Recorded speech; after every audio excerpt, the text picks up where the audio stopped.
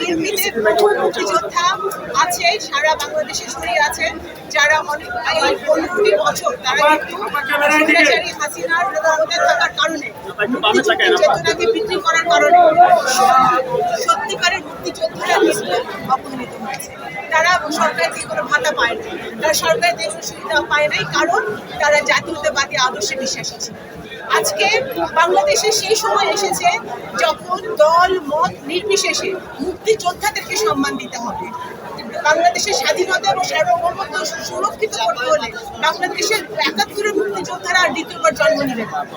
সেটা যদি সত্যি হয়ে থাকে, আমাদের যারা আমাদের প্রজন্মদের দায়িত্ব, প্রজন্ম দলের দায়িত্ব, সারা বাংলাদেশের মুক্তিযোদ্ধা যারা আছে দলমত নির্বিশেষে বাংলাদেশ জাতীয়তাবাদী দল এমন দল যে কোনো মুক্তিযোদ্ধাকে কখনো অপমান করে না, কিন্তু আওয়ামী লীগ করেছে, এটা ইতিহাস বলে।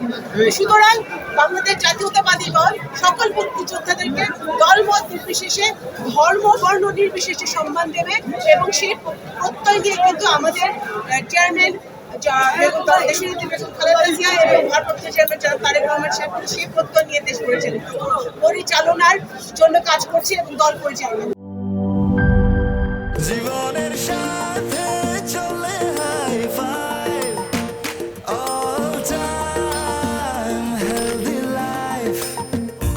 নিশ্চিন্তে খান স্বাস্থ্যকর অল টাইম পান। All time healthy life.